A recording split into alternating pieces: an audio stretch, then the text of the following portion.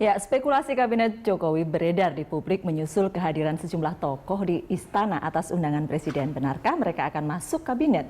Mampukah kemudian Presiden Jokowi membangun kabinet Dream Team? Banyak tokoh memang yang diundang ke istana. Saya yakin wartawan-wartawan senior seperti bapak-bapak ini punya inside information. Bang Don. Ya, ini kan menarik ya, kalau dengar penjelasannya ada yang diundang karena akan menjadi calon, ada yang tidak. Tetapi ketika kita tanya kepada sejumlah orang itu kan yang terjadi adalah Jokowi tidak mengatakan nanti saya percayakan Anda untuk posisi ini. Hampir semua mengatakan begitu. Tetapi ditanyai wawasannya, ditanyai misalnya soal demokrasi, kan Yudi Krisnandi juga pernah ngomong begitu di sini. Lalu kemudian ada beberapa lah yang kita dengar begitu. Tapi mungkin memang cara Jokowi. Menurut saya dia bukan orang yang tidak mengenal orang gitu.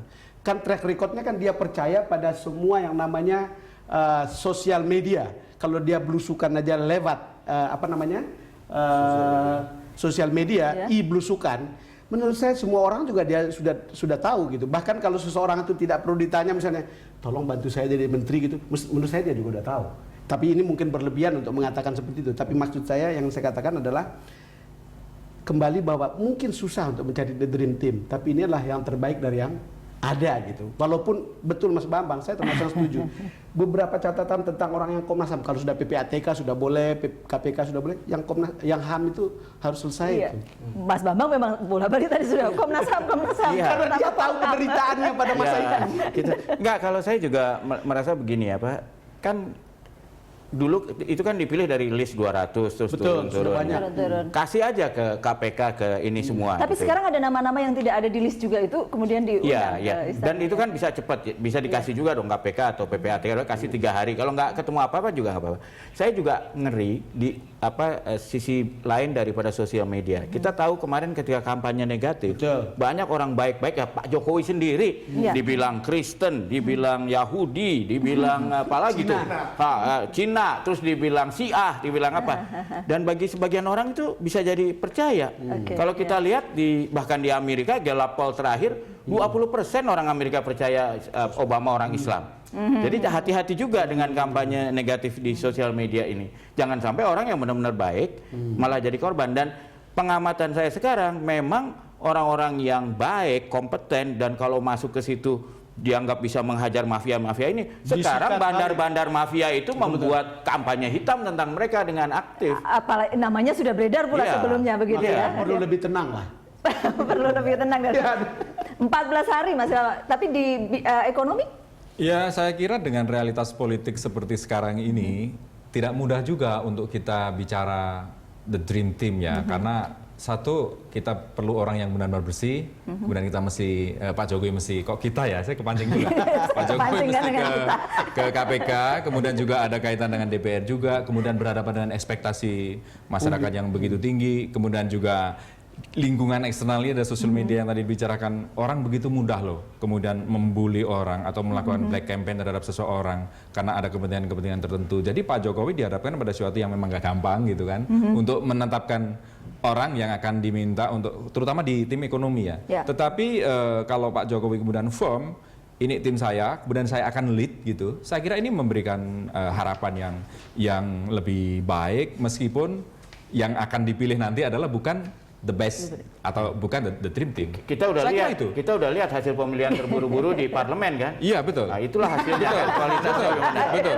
Apakah kalau dikirim ke KPK juga lolos mereka ya? Itu yang dibilang andai kata begitu kemarin. Dan yang harus kita hargai adalah kan Presiden Jokowi itu pernah berpidato bahwa masyarakat saat ini bukan hanya perlu diperhatikan, tapi juga minta dilibatkan. Itu yang sebenarnya ingin dia lakukan. Dia dan sudah kan? Iya, ingin melibatkan publik dalam rangka penyusunan kabinet ini. Itu yang ingin dicapai. Bahwa nanti hasilnya tidak memuaskan kita semua, tidak bisa memuaskan semua pihak, ya Pak Boleh buat, tentu saja nggak bisa memuaskan semua pihak. Sekarang saja kita melihat nama-nama, jangan semua pihak. Saya sendiri juga nggak puas untuk itu.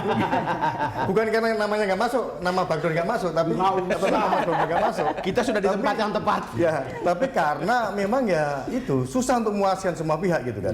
Tapi paling tidak upaya Presiden untuk melibatkan masyarakat yang dia cita-citanya. Ini pemerintahan ini tidak hanya memperhatikan masyarakat, tapi juga melibatkan masyarakat. sudah dia mulai, itu saja.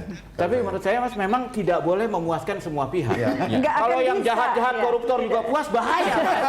Tidak Harus akan dia bisa memuaskan orang-orang yang semua baik, yang ingin membuat negara yang baik, sangat tidak memuaskan bagi kalangan-kalangan Iya, yang takut iya. korupsinya terbongkar, ininya itu. Itu Iya. harus begitu. Yang pasti tim dibuat, tetapi pelatihnya, kalau tadi Mas Bambang mencuplik Mas Bambang katakan, pelatihnya kan juga harus hebat untuk membuat tim yang kemudian kelihatannya tadinya mungkin biasa-biasa saja gitu. Ya. Pernyataanmu sangat menarik. Ingat Manchester sebuah United. kesebelasan, iya, sebuah kesebelasan tidak Saya bukan ditentukan penggemar oleh sepak bola, Bang Don. sebuah kesebelasan menang bukan karena kehebatan para pemainnya, tapi pelatihnya. Jadi kalau pelatih dan asisten pelatihnya bagus, Ya. itu bisa. Apalagi kalau ada pemain bintang. Tidak perlu semua bintang. Yang penting di belakangnya, di tengah adalah sebagian begitu. Karena kalau 11-11-nya bintang juga bisa jadi susah diatur. Nanti bintang semua, terlalu banyak matahari. Sudah ada itu dulu Cosmos namanya di Amerika. Semuanya bintang, malah kalah. Oh, ya. Ya, tapi kita juga lihat Manchester United kan, Ya. begitu pelatihnya salah, bro, padahal pemainnya mahal-mahal. Betul. Oke. Jadi ini penting ini. Dan Madrid pemainnya bintang semua juga kalah terus. Aduh, saya sudah makin susah pelatih- kalau sepak bola semua. Pelatih yang bagus itu Iya. juga harus tahu tujuannya. Artinya kabinet di bawah Jokowi nanti mesti fokus pada bagaimana solusi yang hendak diambil dalam jangka pendek, BBM dan sebagainya, kemudian solusi jangka menengah. Ini banyak loh agenda-agenda jangka pendek, pertemuan internasional, kemudian kita segera memasuki MEA dan sebagainya. Bagaimana supaya kesebelasan ini bisa menang untuk menghadapi itu semua. Nah ini fokus ini yang penting, Jadi- konsisten fokus pada tujuan. Dream Team tidak bisa dilihat di awal, begitu ya? Ya. Iya.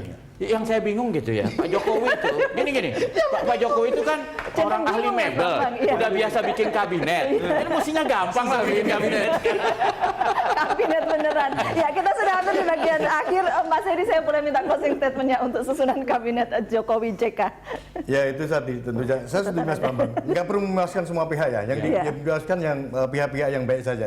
Orang-orang para mafia nggak perlu dipuaskan. Tapi mungkin yang segera dilakukan oleh pemerintahan Presiden Jokowi itu adalah segera menata kembali subsidi BBM kita. Ya. Itu secepatnya. Jangan sampai ini jangan ditunda-tunda lagi. Jangan alon-alon waton kelakon. Oke, Ini lebih oke. baik cepat asal selamat itu. Gitu. Hati-hati Jadi, untuk menyusun kabinet, tapi kemudian kerja cepat gitu ya Cepat, untuk betul, melakukan. ya. Mas Arief. Jadi stop spekulasi, stop Ya. dramatisasi, stop simbolisasi, saatnya bekerja. Seperti pidatonya. Betul. Kerja. Saatnya bekerja. Iya. Mas Bambang. Ya, yang pertama itu saya setuju. Ya. Yang pertama itu subsidi BBM. Subsidi premium deh dulu. Itu gampang karena hanya melibatkan sekitar 5.000-an SPBU, nggak sampai 6.000. Dibandingkan dengan dulu minyak tanah, Minyak tanah, menghilang ya. sebenarnya, itu melibatkan ratusan ribu pangkalan. Ini nggak sampai 6.000 SPBU. Jadi kalau dulu kita bisa, ini pasti lebih gampang lagi. Ya. Iya, Dan tergantung. dampaknya pasti lebih kecil karena kalau dulu minyak tanah melibatkan mungkin 100 juta lebih rakyat miskin. Kalau ini cuma melibatkan berapa? 10 juta pemilik mobil. Dampaknya pasti ada, Iya. tetapi Diesel nggak usah lah, solar nggak usah Dan dulu itu lah. bisa menghemat 1 Premium. triliun sehari. Lebih ya 1 triliun sehari. Premium aja Besar dulu sekali. lah. Oke, ya, Bang Don. Kita ini sedang berhadapan dengan menyusun sebuah kesebelasan yang namanya Indonesia. Iya. Saya suka dengan apa yang kamu katakan Kesebelasan soal ini. pelatih. Iya.